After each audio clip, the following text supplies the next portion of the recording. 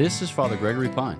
And this is Father Bonaventure Chapman. And welcome to Godsplaining. Thanks to all those who support us. If you enjoy the show, please consider making a monthly donation on Patreon. Be sure to like and subscribe to Godsplaining wherever you listen to your podcasts. All right, so Father Bonaventure. Father Gregory. We're going to talk about animals today. Great. And you have a vested interest in animals. Do have vested interest in animals. At its high water mark, how many animals did you have in your possession as a youth? I think at our house we had 137 is the number I usually use. I think that was right. That sticks in my mind. It's like 153 fish in the big catch. So it's got to be Yeah. that number specific. It's got to be true. So 137, I think, animals. Okay. So that's fish, frogs, toads, salamanders, Lizards? lizards. Mhm. Yep, birds. Basically anything. Yes, anything that wasn't. Yeah, no fur, basically. No fur. Anything, yeah, because fur was my mother was allergic to fur dogs and Probably cats. still They is. didn't have. Probably still is. They don't have those hypoallergenic. Do hyperallergenic fur treatments work? I don't know. Because my experience is usually I go to a person's house and they say this animal is hypoallergenic. Yeah, And I say, it's the difference between my eyes swelling shut in 27 minutes or 28 minutes. that's probably right. Okay, yeah. So whilst in possession of these 137 animals, Yes. what do you think was your goal? Was it like the custody, the stewardship of these animals? Was it just to hold them as much as possible? As much as possible, which is tricky because then why would you own fish or red lobsters? Right. But we did. So, to delight in them, I suppose. Yeah. To care for them, I think. Now, as a, I'd say as a sixth grader or 7-year-old, I wasn't thinking too very clearly about the moral implications, ramifications of pets. I was thinking more about just petting them. Yeah. Which is what they're for, as far as I can tell. Well, that's why they're called pets, right? I think that's why they're called pets, right? I assume that's why they're called pets. Yeah, I don't know that we've ever made this connection yet on the podcast, so it's helpful. I remember when I made the connection between turtlenecks and turtlenecks when I was holding a turtle and it retracted its neck and it looked like a turtleneck. And I said, that looks like a turtleneck. Yeah. And you said, oh. Flip analogy. Yeah, this happened about a couple months ago. Someone else did a similar thing. Welcome to modernity. Yeah. But yeah, animals, as far as I can tell, the reason why God gave us hands is to hold animals. Right. That seems right. But not too big. Can't hold a dog. You just pet a dog. But we're talking lizards, large toads, this kind of thing. Yeah. Birds maybe. Birds don't like it as much. Yeah. It seems like their wings point to them not being holdable. Uh-huh. But they will. But then again. They'll do it. Yeah. Yeah. Yeah, God gave us 2 hands to hold animals and 2 knees to drive the car or to manage the steering wheel whilst holding 2 animals on the highway. Exactly right, yeah. Godsplaining does not endorse reckless driving for those of you who were in the dark as to the nature of that joke. It does endorse holding animals. It does endorse holding animals. All right, so before we get into the subject matter, I don't know if you've had the opportunity to tell the lobster parthenogenesis story. Story. Yeah. Could you take us through Yeah. one of the more signal moments of your life, a formative moment for you and for the broader animal community? It's one of those things where, and it will relate to the question of suffering, I suppose, Yeah. the Odyssey. Oh, certainly. So I'll tie that in. So we had red lobsters. We had a red lobster and a blue lobster. Red lobster was obviously named Dictator. And at one point, the red lobster, to be honest, red lobster, we're not talking about big. We're talking about it's probably more of a crayfish or something, but it's big. It's And for those of you still concerned / confused, when we say red lobster, we don't mean the dining establishment. We mean an actual lobster. Sorry, I mean a lobster. That is red. Yeah, we do not own dining. Because again, that's first acceptation, second acceptation. Oh, fascinating. People don't think about lobsters as lobsters. They think about them as dining establishments. Yeah, and by people, I mean me. Cheesy garlic muffin. Yeah, exactly. The banter in this is outrageous. People just jumping right in. Minute 8. So we had this red lobster and Dictator, and it wandered out one day. And the thing is, when you have that many animals, there's also animals on the loose. Yeah. So we never found one. There was a gecko. Never found that. Green anole. Never found that. Crickets are just always around. That's what happens. So anyway, the red lobster gets out. Yeah. Gone. Can't find it. Okay. So it's out of the water. Now we thought, okay, gone. We'll find out later somewhere. Usually they hide under the bed afterwards. More stories. Leave them. So the red lobster's gone for a week. Yeah. And we go down one point, and in my brother's trombone case. Yes. So a week later, in my brother's trombone case, we open it one day. He's opens the practice, and there it is, red lobster. Yep. And it's like, well, is it still alive? Oh my God, it's still alive. Yeah. It crawled down the stairs Yep. and into the front of the house. And this is a mansion, but it's not a small house either. So it's in there for not a many hovel. days. So we put it back in the water. Yep. Fine. It's like, wow, cool. The miracle. Yeah. No. Then the miracle happens. So maybe a week or two later or something, I noticed there were these like little like balls under its tail curled up. And I thought, that's weird. One is some sort of growth, lobster goiter. But it wasn't. After a number of days longer, little things jumped out. Baby lobsters. Oh my gosh. And I immediately looked over the blue lobster's cage and said, "What did you do?" And he scuttled into his hole. He wasn't paying for that. So here's the thing, right? Red Lobster escapes from tank. Now, we'd had this lobster for a while. It's not like, oh, you just got it and escaped. It must have been impregnated. No. I don't think they do, like parthenogenesis or like, single sex, whatever. For those of you at home who are confused as to what this word means that we've cited now 3 times, it means virgin conception / birth. Yes. Yeah, exactly. So Mary, parthenogenesis. Okay. For Jesus. This, lobsters. Yeah. So these lobsters are born. No. So here's the side of the episode. You're thinking, what are you going to ask? Like, if there's one thing you want to know, you might think it's like the Odyssey, the problem of suffering. When like you say one thing you want to know, like when you die and you go before the throne one of thing God, you want, early be better, but okay. it seems like might not be attainable in our our sphere, but might be attainable in divine vision, ideally. And like, what is it like to be the Trinity? That's just not. Yeah. You might want to know that, but you're not going to know it. Yeah, right. But like the Odyssey, like why suffering? Why X? Why whatever? You might think, but actually, if he comes up and he says, "You got one question," I'm like, "Ooh, tough." Yeah, you got Trinity, you got incarnation. I got like the Odyssey, problem of suffering, or like, hey, what was with that lobster? Yeah, and exactly. I know he's looking at me going, "You want the lobster?" And you're like, "It's because you're omniscient." He's like, "Nope, I just know." So like, what happened here? Yeah. So again, for those of you who have not yet fully appreciated the depth, the breadth, 12 minutes the width. Exactly. 14 minutes into the episode. It's just crazy because lobsters, their mating habits, their gestation period, the fact that they escape to trombone cases and then come back to the tank pregnant. Yeah. It's just, these are wild things in the world, which really lead us seamlessly into the subject matter for this episode. Yeah. Which is animal suffering. And might you ask yourself at this stage of the game, why ought I care about animal suffering? Well, let's motivate the question here briefly. Because when you talk about whether or not God exists, we typically don't have this conversation in Catholic circles because we have our eggs in the God exists basket. And so we typically don't reverse course and say, but let's establish our firm footing when we're already firmly footed. Yeah. But there are other people who don't believe in God. And for these people, I know, right?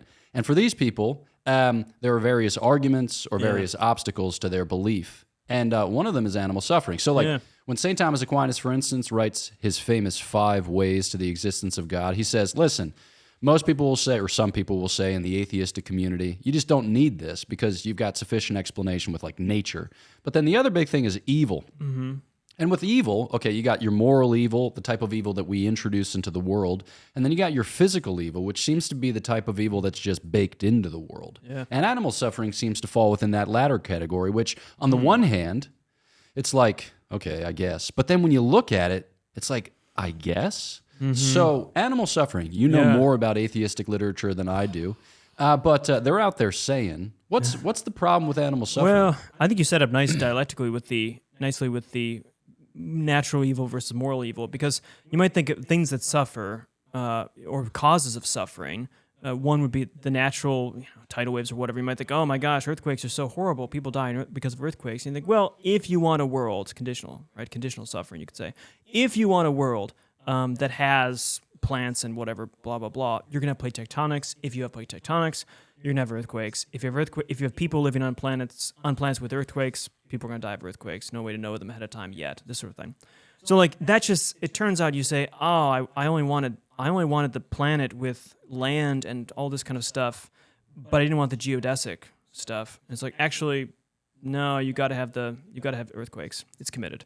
Or like if you don't like rain, for instance, you think I just don't like getting wet. But if you like water, you've kind of committed yourself to the water cycle and the way that the earth is planned. Okay. So those natural evils, although disappointing and frustrating and like death-inducing, thousands, tsunamis, all this kind of stuff, in some ways it's conditional. If I want this, then this.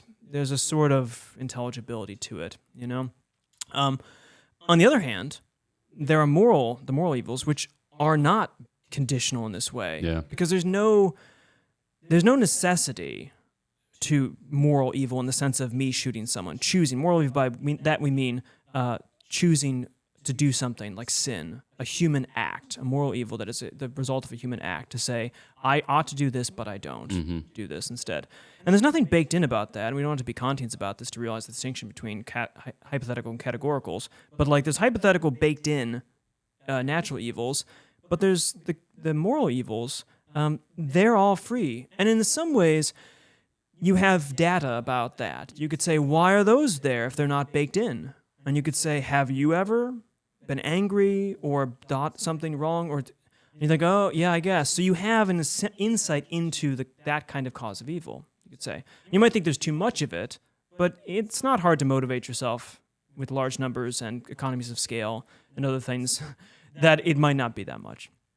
The thing with animals, though, is they're like us and not like us. They're kind of in the middle point, as you say. It seems like they should be in the natural evil category, and yet they do look a lot like us, not just, I don't mean like facial structure, but in the way they behave. If you watch certain higher animals, or if you interact with dogs at home, for instance, and some lizards, they have almost a sort of emotional life. You might even think that they have an emotional life in some capacity. And that means that they can feel pain, and they seem to have then, might be a reason not to inflict pain on them. And yet, their pain is not always caused by humans, and it's not just natural. So they seem to be in this middle thing that that if it feels pain, should have an explanation for it, which we do for moral evils or natural evils. But for them, it's kind of weird. Like, why not just create them as machines so that they don't feel any pain? Because that's how most of the natural world is. Rocks and plants don't particularly strike me as having pain experience or suffering in the kind of sense we mean suffering. Yeah. You know? So they straddle that, and the two options, right, which neither are really appealing. I think this is the problem. Is one to say, well, they're just like the natural things, like rocks and plants and whatever, and therefore it's not it's baked in. It's just another natural thing. Who cares, right? On the other hand, you might think, gosh, I don't know. It seems like they kind of shouldn't be. That's moral terms. Shouldn't be suffering right now or be in pain. So I guess they're like us. They're persons. They have rights, and they have this sort of thing. And then it brings up all questions about, like, why does God create these things that have rights that aren't being trusted to, and they're not affected by the fall, blah, blah, blah. So you're kind of, you can see to motivate the problem that they're kind of in between, and therefore call for attempts to make sense of what's going on there. Yeah, I think that often there's a kind of vehemence or a kind of intensity to the phenomenon or to the experience when you encounter animal pain or suffering. So like you're watching Planet Earth and you see these little ants that when they consume this kind of spore, it then sprouts in their head and then bursts out of their thorax and makes them into fossilized death sculptures. Yes. And you're like, yeah. Or you might look at these harbor seals off the Cape of Good Hope just getting dominated by great white sharks. And you might look at that and you might think, Or be like, yeah. Yeah, or you could be like, yeah. And there are any number of things which when you zoom in, you're like, holy smokes, this is kind of nasty, nature brutish. Is red in tooth and claw. Exactly. Right? And then I think it's at that point where you have this experience of, might fit in the physical or the natural evil category, but it seems like there's this moral evil dimension to it insofar as someone is responsible for setting this up. Yeah. Someone is responsible for letting this go on. Someone is responsible. Like there has to be an intelligence at work in it, and it seems, from my best judgment, like that intelligence is either twisted or falling down on the job or maybe malevolent. And I think that like the atheist comes before that experience and he says, the simplest explanation is that he doesn't exist. Yeah. And I think that that's, like, we can feel the urgency of that claim, and it helps us to kind of enter into the conversation fruitfully. But I think that as Christians, we have to help our contemporaries zoom out, because I think sometimes you get too close to an experience, and then all you can see is that experience. Yeah. And in just seeing, you lose a feel for the context or the setting and where this fits with respect to others. So I think that that's not to explain it away. No. But that is to help us gain a certain perspective. Okay, so then maybe we can think about like what's going on in creation. Not that we're going to be able to like sound the depths of that question within the context of a 30-minute conversation, but nevertheless, like you think about the Buddhist objection as if God were responsible for minimizing suffering, or as if like the cosmic forces were responsible for minimizing pain and suffering. But it strikes me that God isn't motivated by minimizing pain and suffering, because if he were, he wouldn't have created. There you go, 0. I mean, divide by 0, undefined number. Nevertheless, you got none, at least in the aggregate. But God created, so at least he exposed creation and himself to some modicum of pain and suffering, but on account of what? Maybe we could talk about that. Yeah, I think that's the goal of, we assume, well, it puts it this way. It's very likely that we will project on our own kind of immediate initial intuitions and think that they're correct on things, as we generally do. This is how we just function, is quickly assume that our best guess immediately is the right thing and gets us on the right track. I think it's tricky in this case because we will project onto animals in the created world things that aren't true because we don't have any information about them. That's not to say, now people say, atheists might say, oh, you're just kind of, you can't understand God, huh? So whatever. Therefore, you can say, who knows? But you got to give some reasonability to, rationality to why it's okay to beg off on a particular answer to everything. And that way, like animal suffering is a matter of one. We don't know all of the reasons why God lets anything happen, particularly. But the category of animal suffering, this kind of, it's so much and so absurd and so great, and like he creates whole animals in this way. Well, remember, he creates in particular ways. I mean, if we take the process of evolution, the way things develop accordingly, then it starts to look like certain paths have to be developed in certain ways if they want this end goal. Now, maybe there's other paths, but it starts to look a lot more like the natural route of if you want water from the sky, then you're going to have clouds and rain. If you want green grass and blah, blah, blah, you're going to start to have plate tectonics, this kind of thing. Right? You start to move it towards the hypothetical if you actually get more scientific about it. Now, why does God, he has all sorts of options, but why does he do that? One also is that he's concerned about us, first and foremost, as far as I can tell. Now, this is also very difficult for people to hear, I think. And for me, I love animals. But animals are not equal to us. I think people think immediately that they have like rights and that they're suffering some number of animal suffering. It's not as much as human suffering. For like a suffering baby, horrible. Suffering puppy, not nearly as good. But you can start to ramp up, like, what about 1,000 puppies? Like 10,000. You just keep on trucking this thing. And at some point, someone's like, well, and then if the baby has these diseases and things. And if you ever get someone saying, if you find someone the intuition of like, it's a lot of dogs and one kind of not that this person is not that worth it, you say, ha. You have not made the right distinction about like what is of ultimate value. And you ought to, as Catholics, we ought to say, at the end of the day, this may seem strange, but we really are a joint in nature, and that our pain and suffering matters qualitatively in a different way than anything in the natural world, because we're not entirely natural in that way. Yeah, so I think maybe just to summarize those two key insights, there's matter and there's hierarchy. So it seems like whenever you introduce material creation into the equation, that one thing is probably going to build itself up by the diminution of another. It seems like if you're going to digest, you have to eat, and if you're going to eat, you're going to eat something, and if you're going to eat something, that something is going to be, with respect to its own integrity, compromised. So it seems like matter means that there's going to be this kind of give and take, as it were, push and pull. Zero-sum game. All right? So then, on the other hand, we've got hierarchy, the fact that not all things register in the same way or with the same importance, and that ordinarily we'd say the lower is for the higher. Right? So the rocks are for the plants are for the animals are for the man. And that these things, and here we're getting into a theology of creation, are for us. Not like we're industrialists who are just laying hold to all resources, but we're stewards, right? We're meant to conduct these things unto a certain fullness in us because we are made to the image and likeness of God. We're capable of an intelligent life, and we can order these things in light of an end which we alone can interiorize and understand and effectuate freely. So we can bring it all into a kind of symphony, as it were. And as a result of which, like you said, we're not just comparing apples and oranges, we're comparing apples and something that's much less than an apple. Apples and protons. Apples and protons. Yeah, we're comparing men to animals. Exactly. Yeah. Yeah. No, I think that's right. And just from also from the philosophical side of things, it's important to make the distinction between a a unity of sensations and a sensation of a unity of perceptions and a perception of unity, which means this is that animals and we feel things, right? But there's a difference between feeling this and then feeling this and then feeling this and feeling this. So 1, 2, 3, 4, as opposed to feeling them as a unity. And that's what consciousness and self-consciousness, the identity, the immaterial soul, has a sense of organizing. We have an organizing principle. We have an intelligibility and unity to us, such that I have a story to tell. And my pain from 30 years ago, my suffering and trauma, is still a part of that story, right?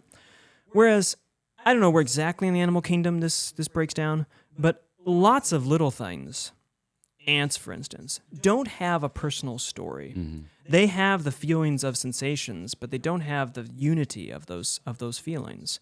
Right? There's no single story of this life's ant unless the story we project on them. We say, oh, there's that same ant again. But he doesn't have this sense. And so where on the line, when we start to look at these animal suffering, especially with nature, kind of those stories and things, you have to remember these are not like little persons that have extra arms on us. There's no reason to think that philosophically. Before we get into the question of if they were, is it still in the hierarchy question? So I think it comes from a good place to sympathize with them, of course, but we want to be reasonable and realize that we are elevating their nature. And with pets and domestic animals, this is kind of part of dominion, is that we do provide them a sort of elevated existence in a way, but it's not their natural existence in the same way that ours is naturally to be elevated in this moral sense. Yeah. Okay. In the time that we have remaining in the episode, let's talk a little bit about sin and redemption. Mm-hmm. Obviously, animals, they're not endowed with intelligence and freedom in the way in which we are. So they're not capable of sinning in the way that we are. Yeah. But nevertheless, our sin reverberates through the whole cosmos. As Paul says, yeah. And so, you think about the way that St. Thomas Aquinas talks about our original endowment, or our first parents' original endowment, original justice or rectitude. There was a kind of order or harmony between men and God, within men themselves, but a harmony that radiated into material creation. Mm-hmm. And so you hear this in Genesis 3, after the fall in Genesis 3:5, there's like a discovery and then a pronouncement of punishments, as it were, or like a kind of rebellion grows up in material creation. And so there's a sense in which, having lost this harmony, now we experience a disharmony. And so I think it's not insignificant to say that some of this may be attributed to the fact that we've sinned. Mm-hmm. And as a result of that, there's a kind of something amiss. Not to say that we totally we totally transformed the actual conditions of material nature. So there's no way in which, yes. Animals still would have eaten antelopes in the garden because they have the teeth, they have the nature which is upbuilt by meat, and as a result, we can judge that that's probably baked in. That's probably part and parcel of the creation. Yes. But it seems like our sin has probably made this worse. This seems like a theological data point that somehow the creation is subject to frustration through sin, and it's hard to cash this out. And of course, in a sense, the atheists are going to hate this too, but you can't really cash out theological doctrines and empirical sciences, right? But there is a sense that our sin, as it affects us, also affects the nature of the world. You don't need to bring in demons necessarily, but of course would be silly to not think that they're involved in some fashion. It is the case, of course, that in the garden or in the local lake with sharks, that they would have indeed eaten things with their teeth. C.S. Lewis at one point says, in sharks, in heaven, maybe they'll do something different with their teeth. And it's the great white shark is just he's just kind of an eating machine. That's what God designed him to glorify him by. But the idea that in somehow creation itself is not a right. I think it's hard to pin down exactly what's going on there, but sometimes with theological claims, and perhaps this is what the magisterium right now is talking about with creation. This is the good side we could take to environmental stuff, is thinking more seriously about that doctrine and what it means, and then the notion of its subjection to sin by us and otherwise, and to make sense of reality in that light. I don't think that's a silly request of the magisterium's work, and it's something I don't spend a lot of time with. But there is this sense that the restoration is a reunification, a reordering rightly, not only in our own bodies, but around the creation. How that looks and pans out, of course, no idea. But because spirit and matter are related to each other in the creation, then we should expect some right ordering. Yeah, and I think, too, you've made mention of a theodicy. There's another kind of approach to these questions called a defense. Mm-hmm. They try to do different things. or they supply explanations in different ways. But I think something that's super fruitful in these types of conversations is making sure that we know what we're talking about. So like we've been using animal pain and animal suffering interchangeably. Some people, in talking about evil, they'll highlight the fact like evil's a privation, right? It points to what ought to be there and isn't there. Yeah. So in a certain sense, it doesn't require an explanation insofar as it's not. Yep. And yet we experience it, or the phenomenon itself kind of oppresses us quite acutely. And so we need to be able to tell a story, or we need to be able to render a defense that what we hold in the face of this is at the very least not irrational, but might even have reasons to marshal in its defense, or kind of beautiful explanations whereby to account for what is. And I think here, like, you see certain animal pains and or sufferings, and they seem so terrible, that we're also contending with our emotional experience in light of that fact. But that doesn't necessarily mean that we should say that this is suffering, because suffering is typically understood as an interior pain, right? Or a pain of one who can ponder the pain, or who can experience the pain in all of its acuity. Yeah.